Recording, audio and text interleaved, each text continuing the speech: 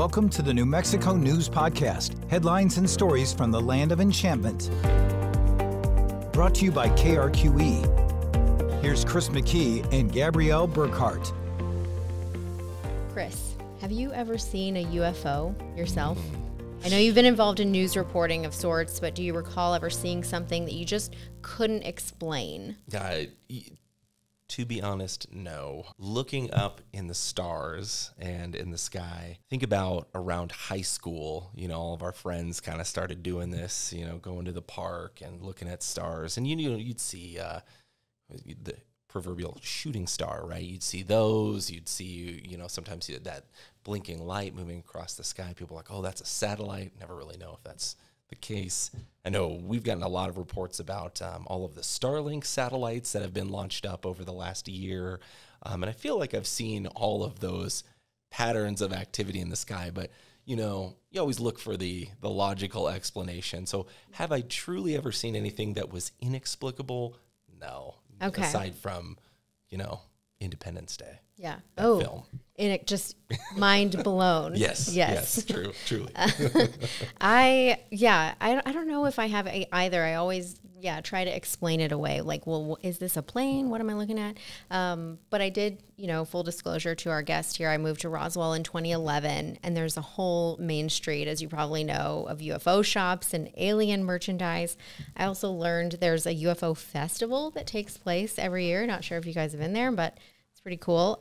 Even the McDonald's there's a giant UFO, like spaceship outside of it. Why is this? You may be wondering. Well, I wondered that too. And we have just the guy here to talk to us about the historical significance of UFOs in New Mexico. David Marler is joining us in studio. He's the executive director of the National UFO Historical Records Center. David, thanks for being here. Thank you. It's great to be here. Yeah, we appreciate you joining us for sure. Absolutely. Because this is a topic I know that it draws a lot of interest, no matter who you are. No matter where you fall on the spectrum of believer or skeptic or somewhere in between, and I think most of your audience probably would say they're somewhere in the middle. People have a fascination, a curiosity. A lot of people immediately equate those UFOs to extraterrestrials, aliens. Those that are serious researchers, it literally means UFO, unidentified flying object. We don't leap to these conclusions, as you alluded to. We try to find conventional explanations, and despite having tens of thousands of case files, 90 to 95% can be explained away based on military flares, atmospheric phenomenon, weather balloons. Any host of conventional explanations usually applies, but it's that very small 5 to 10% subset that simply won't go away, that defies explanation. And those are the ones that we're really interested in. Yeah, and we'll get into a few of those for sure. And I hear you have just a massive collection of UFO reports from New Mexico and around the world. First, I want to ask, how did you amass such a collection, and what got you into this particular subject in the first place? The short answer to that question is over time. Something like this just doesn't appear overnight. I actually got involved actively in the UFO subject back in 1990 and really stuck with it because I felt that there was a huge signal-to-noise ratio. There's a lot of conspiracy theories, a lot of craziness. But when you kind of pierce through the veil of all that noise, there does appear to be this, as I mentioned, residual body of case files that if we approach it intellectually and we're intellectually honest, we simply just can't dismiss these, especially when they're being observed by qualified commercial and military pilots. In any other context, these witnesses would be deemed credible. You don't arbitrarily then assign them as not being credible just because they reported something. And again, to echo what I said earlier, the witnesses I've talked to over the many decades, police officers, bank presidents, Catholic priests, actually, I had a Catholic priest that reported a UFO. None of these individuals over the years that I've ever talked to said, I saw an alien spacecraft. They actually approach individuals like myself because it's like an itch you can't scratch. I know it wasn't a helicopter. I know it wasn't a plane. It wasn't a flare. It wasn't a balloon. I don't know what it was. Can you help me try to figure this out? And most of the time we can't. We can go through that process of elimination as I outlined, but at the end of the day, it's an unknown, which ironically enough is the process of the Air Force during their 22-year investigation, Air Force Project Blue Book. That was their approach towards the subject. Eliminate the knowns, and at the end of the day, the most you can say is it's an unknown. There's no way for us to say it's extraterrestrial. There's no way for us to say it's alien. Unfortunately, though, as we were alluding to at the lead into the show, it has infused and invaded pop culture. And so people have T-shirts, I was abducted by aliens and all I got was this T-shirt, things of that nature. Roswell certainly has capitalized. And I don't fault the Chamber of Commerce down there for doing it. Admittedly, when the military base closed, when the petroleum industry started to go downhill, they needed to find viable income. And so as city leaders, I don't fault them for trying to capitalize on that.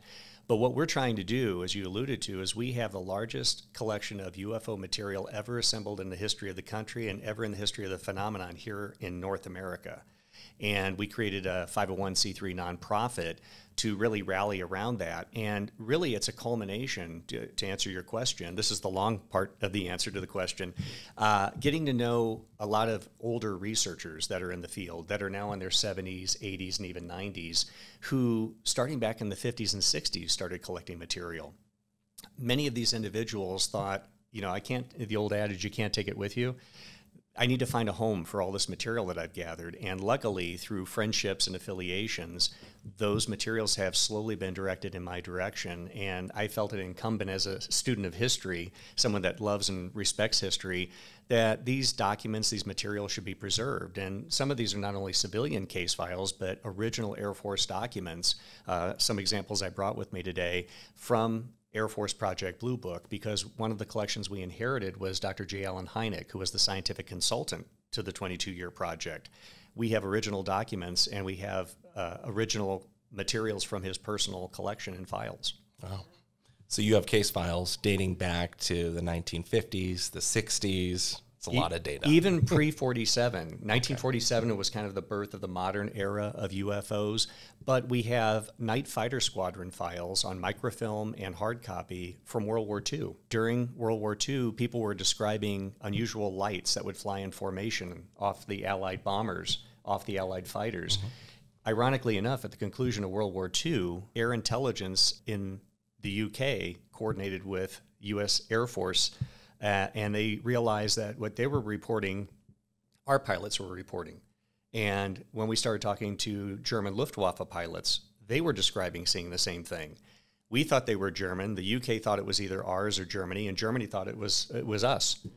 And so we had these unusual lights and objects, but we didn't have the term flying saucer. We didn't have the term UFO at the time. They actually called them Foo Fighters, not to be confused with the music group. Yes, yeah. So at a high level, how did UFO sightings get reported or tracked way back then, and how are they tracked today? Is there a difference there? There's always been kind of a twofold approach in trying to document and catalog these reports. There's always been the civilian work being done by individuals and organizations. The largest historical organizations, I'm happy to say, we have all of their files. Organizations called APRO, Aerial Phenomenon Research Organization, the very first UFO organization that started cataloging reports initially nationally, but then they started getting international reports. And ironically enough, APRO was here in Alamogordo for a time period. It was a husband and wife that formed the organization. They worked at Holloman. And they started collecting reports. There was also the National Investigations Committee on Aerial Phenomena, which was originally founded by retired Marine Major Donald Kehoe. And they started in essentially end of 56, beginning of 57. They cataloged tens of thousands of reports. We have all the APRO files here in Rio Rancho. We have all of the NICAP files. Dr. J. Allen Hynek, who I mentioned, at the conclusion of Project Blue Book in '69, he formed his own civilian research group because he felt that the work should continue. Even though the Air Force decided to disavow any interest in it, at least publicly, he decided we need to continue to catalog these reports. So we have the Center for UFO Studies. I serve as their chief archivist, and we now have their files here as well. And then I said a twofold approach. That was really the large civilian push to catalog these reports. But during Project Blue Book from 47 to 69, they cataloged over 12,000. And out of the 12,000 plus reports that they had gathered, despite their best efforts to explain these in conventional terms, at the end of the project, there were still 701, despite their best efforts, that they could not pin to any conventional explanation. And before we get into specific reports, David, I want to talk a little bit about some of the technology used. So here in New Mexico, west of Socorro, we have the Very Large Array, which is a radio telescope facility. We know astronomers use these to observe naturally occurring radio waves that come from stars, planets, galaxies. I've actually seen up close the world's largest radio telescope in Arecibo, Puerto Rico, before it collapsed in 2020. Yes. And there have been movies made featuring these large, massive telescopes. But I mention them because I remember reading at one of these facilities that, you know, if there are extraterrestrials or aliens, if you believe, then these devices would be able to pick up signals or detect communications in space, if you will. So radar technology, radio telescopes. Tell us about some of the instruments used to detect unidentified or unexplained objects. Yeah, absolutely. One of the most prevalent that you find in the 20th century was radar, admittedly crude in World War II, but obviously we refined that in the 50s, 60s, and then moving forward in time. Recently, in 2004, there was a sighting off the coast of California by the USS Nimitz, and they actually sent jet interceptors up, and they were able to film one of these objects in question. It looked like what they called tic-tac.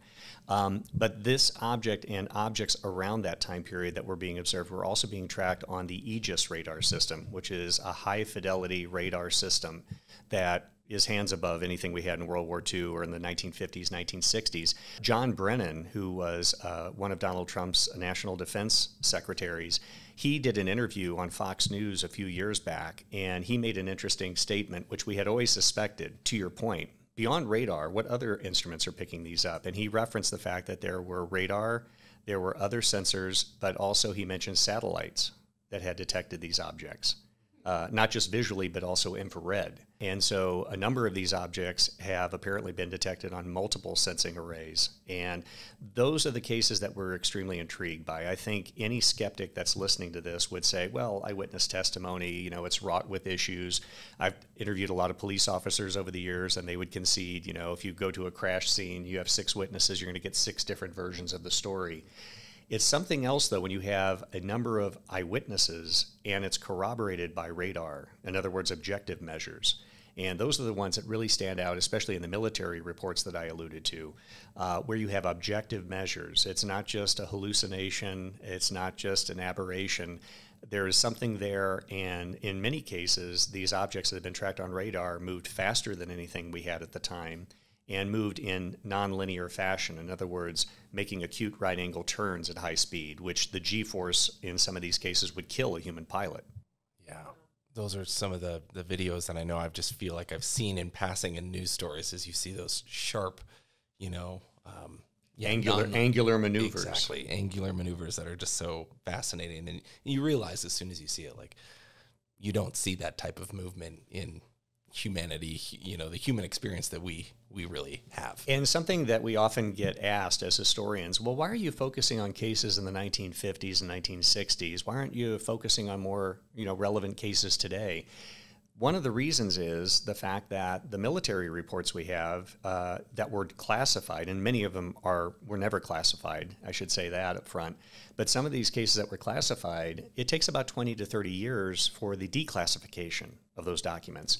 So some of the ones that are being released right now, and there's actually a push at the National Archives to declassify any and all military and intelligence-related UFO documents. This is part of the 2024 National Defense Authorization Act. The National Archives and Records Administration has been tasked with creating what they call a UAP records collection. And your audience can look this up. It's part of the long National Defense Authorization Act for this year. But part of that is for transparency, to try to divulge and release all this information. And arguably in some of those reports, you find these radar visual sightings. Yeah. Let's talk about some of the reported UFO sightings here in New Mexico. Mm-hmm. So there might be some folks out there who may not have heard, let's be honest, very few probably, right? But some folks who may not have heard of why Roswell, New Mexico is on the map for what it is. Sure. Can you tell us about the Roswell story and what makes that place so significant with regards to UFOs? Absolutely. In a nutshell, and I really just try to cling to these basic tenets as it relates to this story. Something crashed on a ranch outside of Roswell. The military recovered it, and it incurred a higher than normal level of security, I think it's safe to say. Now, that is where skeptics and that is where believers agree.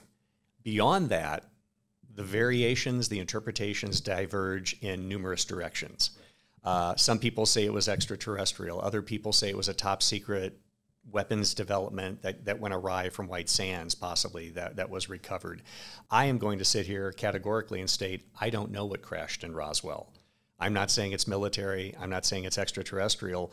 However, despite that, and this gets into the belief regarding the subject, there are fervent believers with regard to one interpretation or another. I don't care about belief. I tend to relegate belief to religion and faith-based ideologies. I'm interested in facts, what we can document, what we can prove. And with that being said, I simply acknowledge that, yes, something did crash. It apparently was recovered. And the Army Air Forces at the time, this is before the Air Force was a separate branch, gathered that material. And initially the press release was that we recovered a flying disc on a ranch outside of Roswell.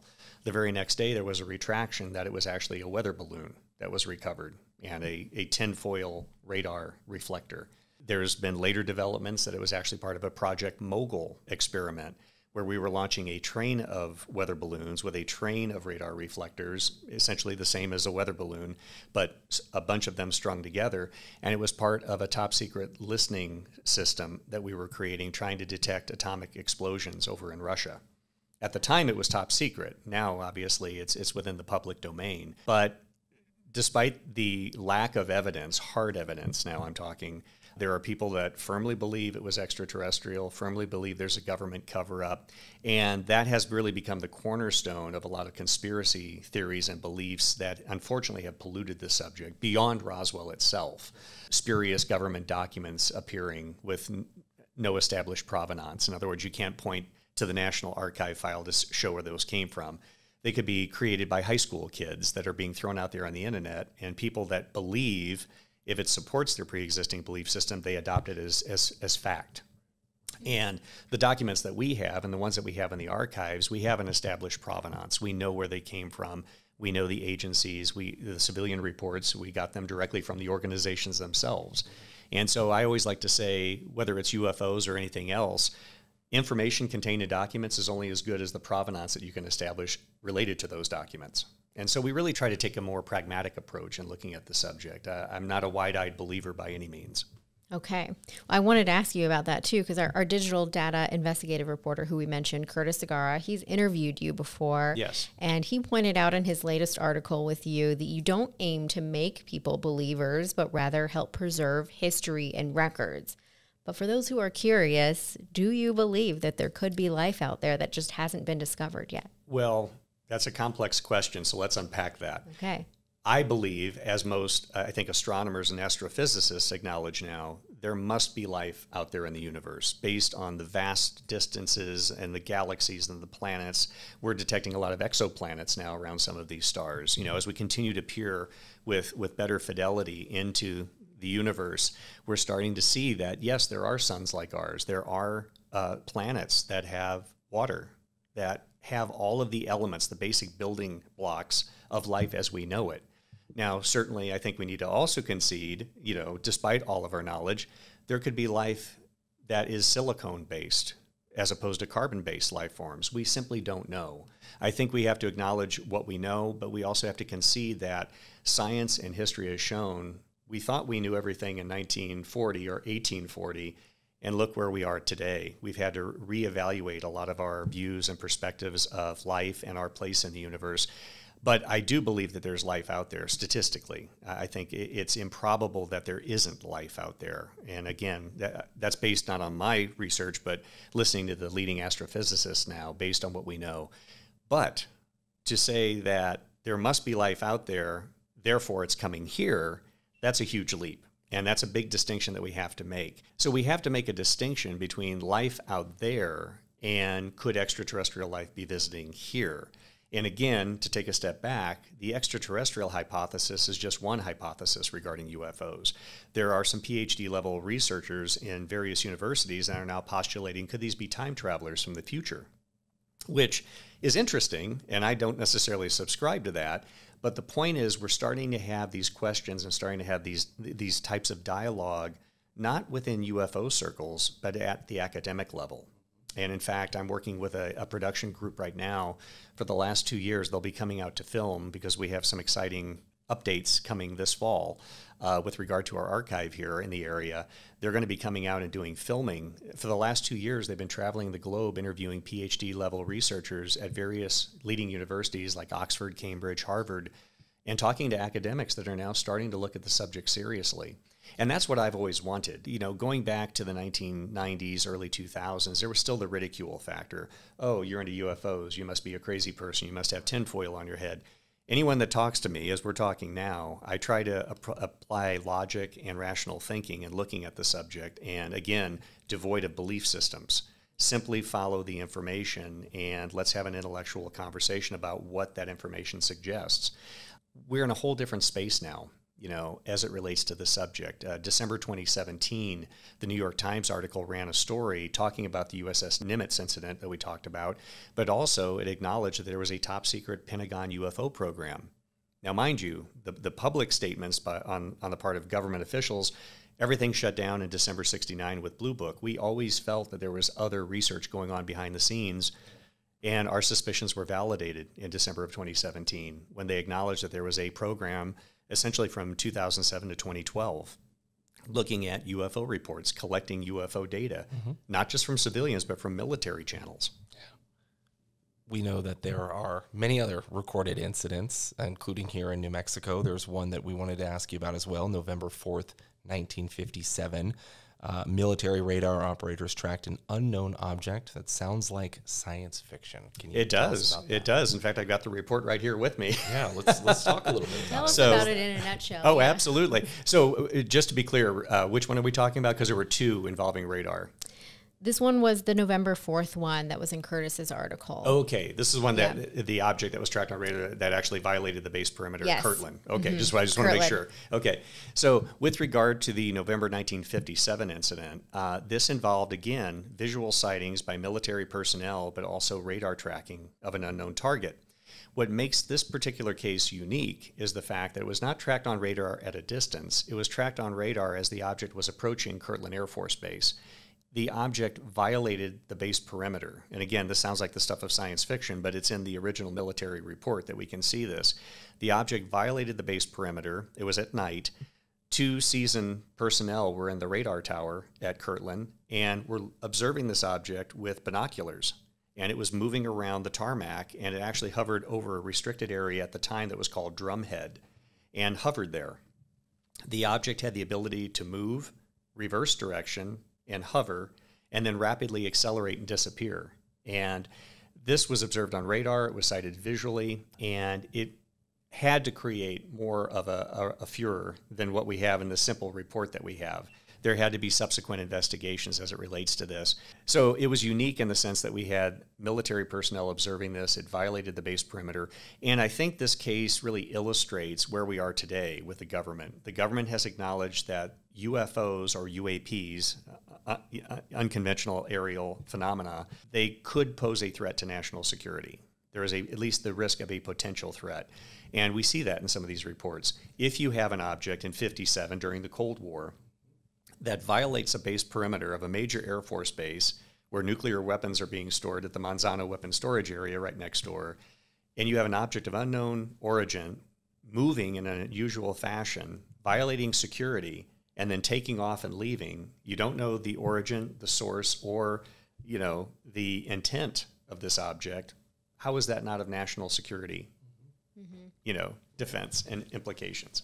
And there was another report from Kirtland Air Force Base in September of 1959, so just a couple of years later, tracking something at super speed. I wanted to ask you about that. Tell us about that report. This one we just uncovered. Now, mind you, last November, we acquired the case files of the Aerial Phenomena Research Organization. It should be noted, these files were locked away for 35 years.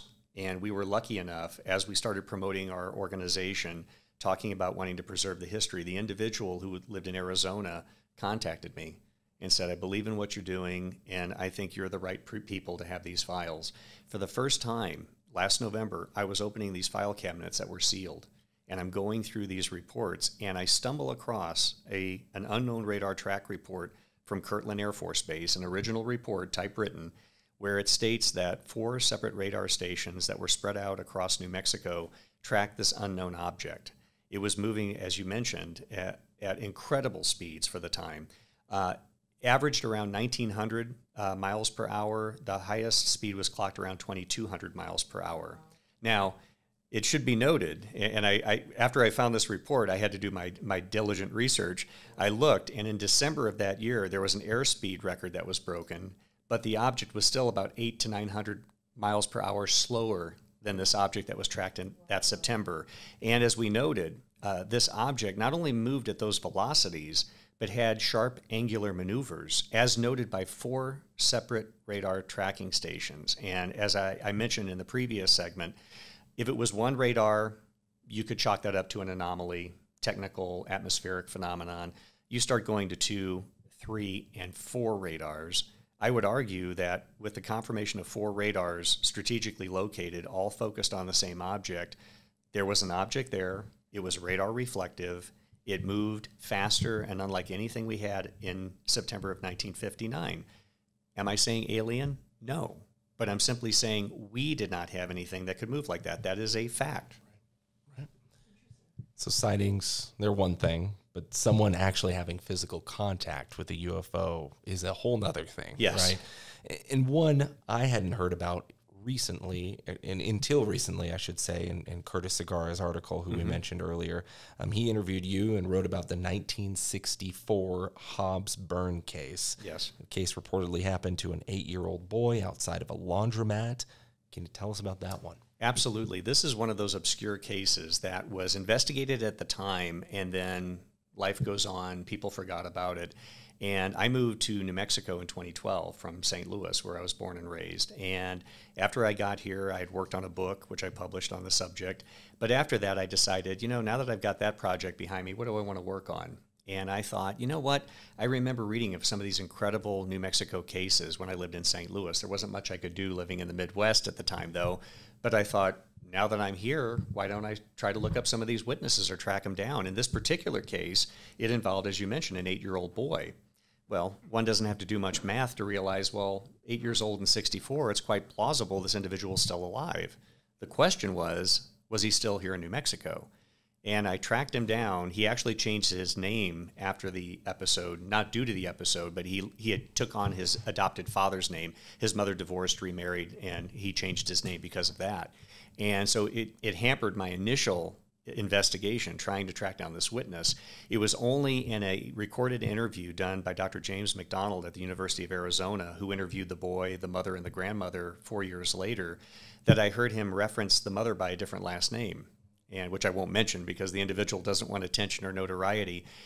And I put that last name with Charles Keith Davis was his name at the time of the incident, and I found a hit. And it was one hit, and it was an individual, the age matched, and I reached out to him. I actually showed up on his doorstep because the email and the phone number wasn't valid. So I decided I'm going to take a chance in this day and age and just go knock on someone's door.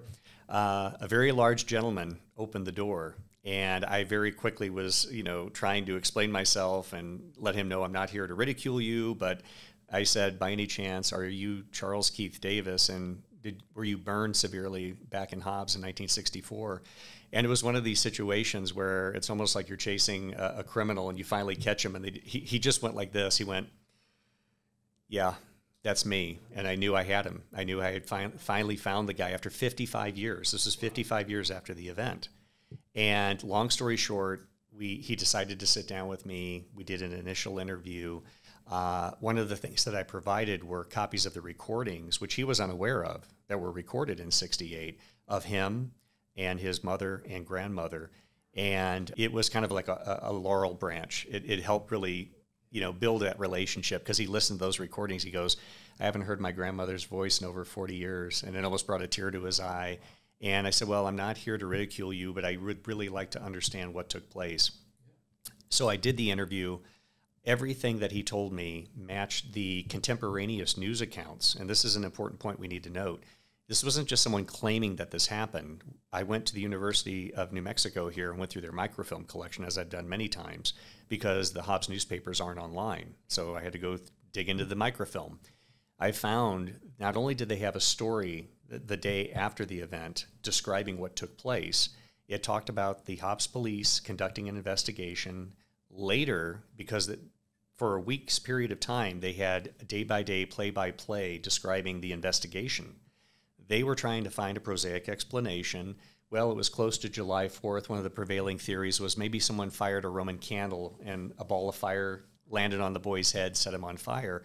The problem is they could find no evidence to support any of those theories, and in addition, it completely conflicted with the fact that the boy and the grandmother, who was standing just about 20 feet from him, witnessed this black top-shaped object that came over one of the buildings, hovered over him, and bathed him in a column of fire that set his hair on fire, burned his face.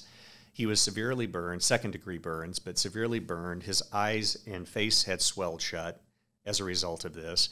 The FBI was called in, and he talked about dealing with the FBI and his mother dealing with the FBI. And again, we don't have to take his word for it. It's in the Hobbs newspaper from the time period that the local police called the FBI in.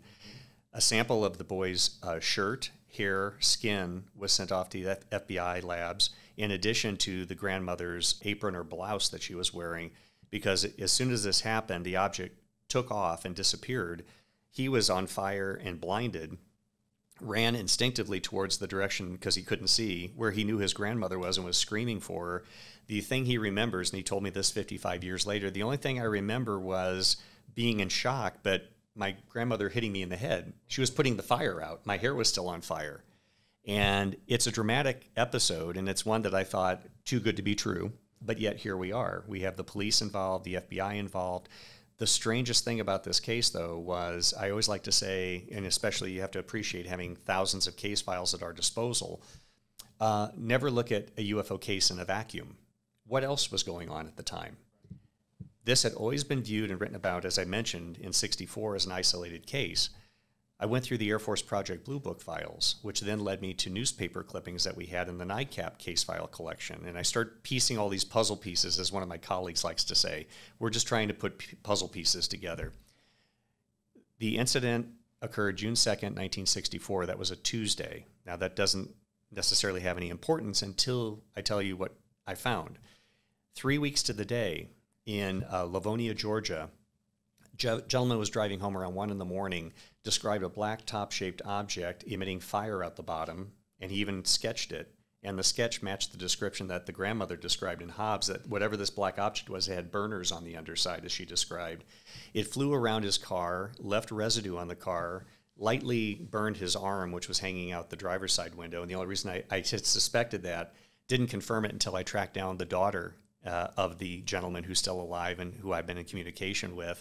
And the widow of the gentleman is still alive. She's in her 90s now, and spoke with them.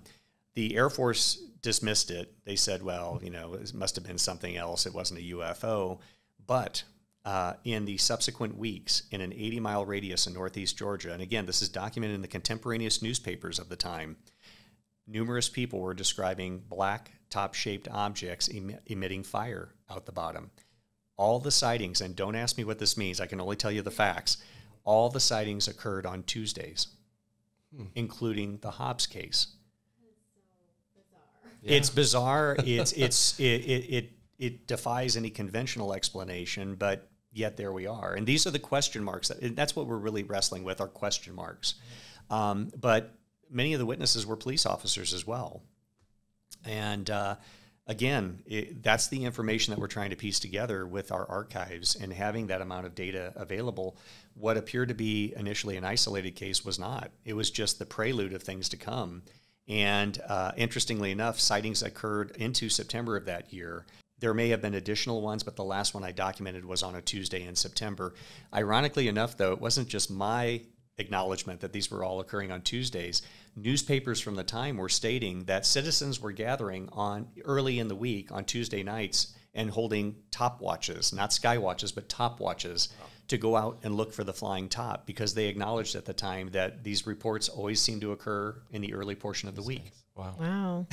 And there were also, I mean, we don't have time to go into all of the reports, sure, but I want to ask you another one. You know, there were flying saucers reported in Farmington in the 1950s, yes, or these disc-shaped silver objects. Yes. What do you know about those? That is one that I think I've done more exhaustive work on than anybody else. And that is another one, much like Hobbs, where it was reported initially, but there was very little subsequent research done. I had always thought when I lived back in the Midwest, this is one of the most dramatic sightings on record, because to your point, we're not talking about, like a lot of UFO reports, lights in the sky. Lights in the sky don't impress me. I'm interested when people describe structured objects because you have a little bit more to work with in that regard. But in this case, Farmington, New Mexico, March 16th, 17th, and 18th, Thursday, Friday, Saturday, we had 2.5 days of broad daylight sightings of anywhere from a few objects to a dozen objects to quite literally hundreds of objects that lined the sky. Traffic stopped on Main Street in Farmington, people looking skyward at these objects. Police officers, bank presidents, the editor of the newspaper, the owner of the newspaper, all individuals. They estimate 2/3 of the town at the time saw these objects. And again, over a protracted period of time. Most descriptions describe them as silver disc or elliptical shaped silver gray objects. And it was interesting in the interview, some of the recorded interviews we have, as well as written documentation, again, contemporaneous reports in the newspapers of the time, they describe these objects as moving in formation. But people were very clear when they say, well, like a V formation, like our jets fly. No, they weren't in a V formation. Everybody was adamant on that, but they were clustered together and moved together. The reason I emphasize that is some people later said, well, they saw trash or leaves blowing in the wind, and that's what they saw. And I interviewed two of the witnesses, I believe both of whom are now deceased. One was Mr. Marler Webb, who was a very prominent businessman in Farmington up until he died a few years ago. I interviewed him. We went on location where he observed the objects. A lot of witnesses were on Main Street at the Perry Smoke Chevrolet garage. He was working in the parts department as a teenager, and he looks out the door and he sees people at the gas pump looking up and pointing. And I think like any of us, we're like, if you see a group of people looking up, you want to look up and see what's drawing their attention. He walked out and he saw a formation of objects. Now, something I think we need to emphasize, Marlowe was in World War II. This is 1950. Most of the men that were witnesses to these events were military. Some of them were pilots. The reason I say that is their observational skills are better than the average individual in that respect. But they describe these objects moving in different directions. One characteristic, which is uncanny, and when I give lectures on this, people are always like, that's really fascinating, that one little detail that they kept going to. Numerous witnesses stated they were all silver gray in color, except for the one red one that seemed to be leading or escorting the formation. Now, the reason I say that is sightings were not just occurring in Farmington. In fact, I give a lecture that's called Farmington, New Mexico and Beyond. Sightings were not only occurring in Farmington, but they were occurring as far east as Tucumcari. Richard Everett, who is the editor of the paper, wrote, and we have the newspaper article, that witnesses were describing these gray saucer-shaped objects moving over Tucumcari.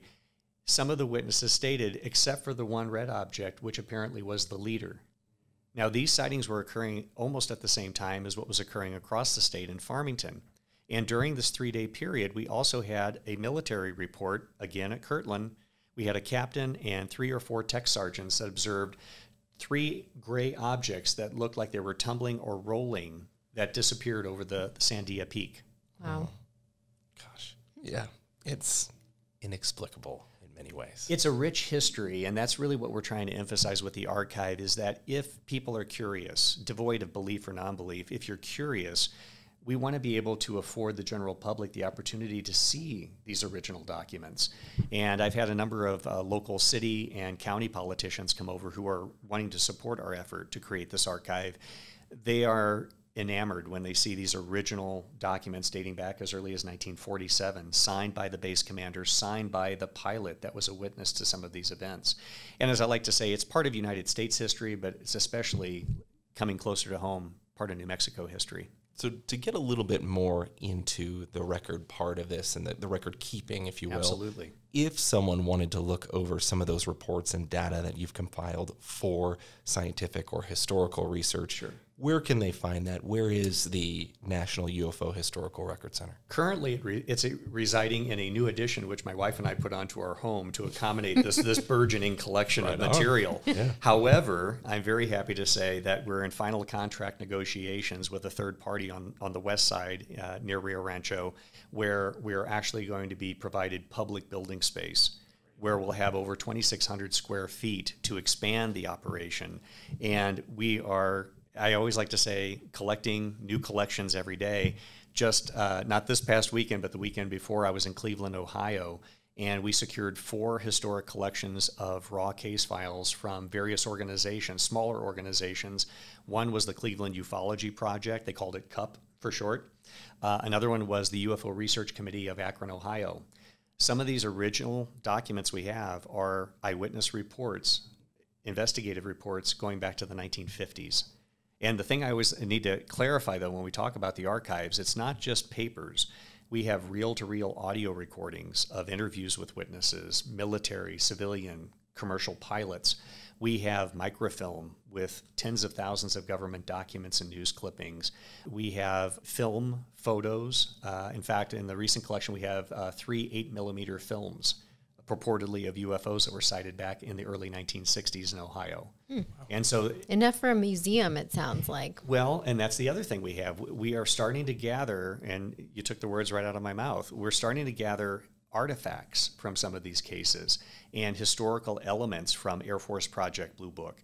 And we feel that beyond the archive, which is, we like to call it phase 1, we want to get popularity and interest in what we're doing, and then eventually working with local city, county, and hopefully state politicians, get enough funding to create a true historical archive and museum where these historical artifacts can be displayed with the appropriate backstory. Now, all of this, I must emphasize again, devoid of conspiracy theories. We're simply talking about the information based on civilian and military reports. We're not going down the rabbit holes of conspiracy theories. We're not here to promote belief in extraterrestrials or aliens.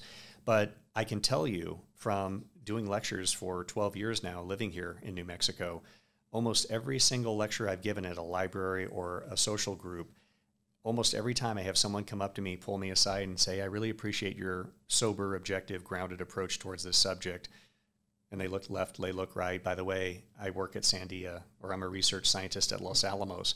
And as if to underscore the importance, I've said that for years, that scientists at Sandia and Los Alamos are interested in the subject. When we acquired the APRO files, and I have a copy of it right here, we found we had their administrative files. We had all of the names of organizations and people that subscribed to their UFO newsletter over the years.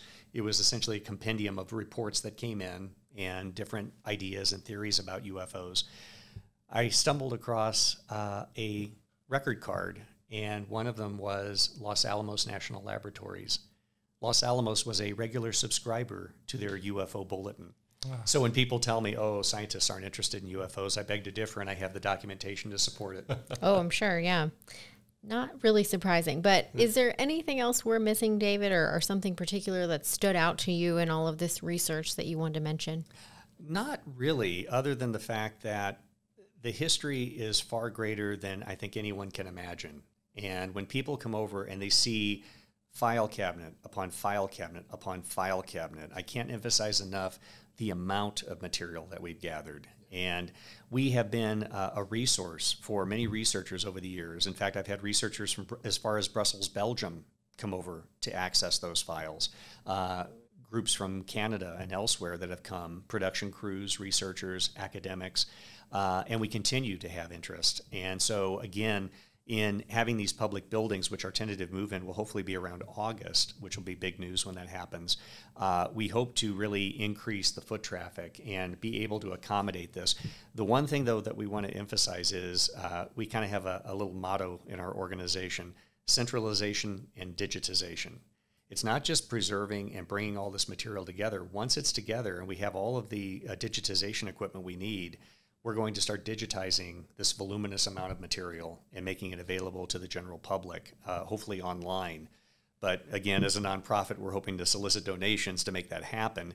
But we feel that the information belongs to everyone, and it should be free of charge. And so the hundreds of hours of audio, video, the documentation that we have. We want to make that available to everyone. So if people want to develop an opinion on the subject, we hope it's an educated one.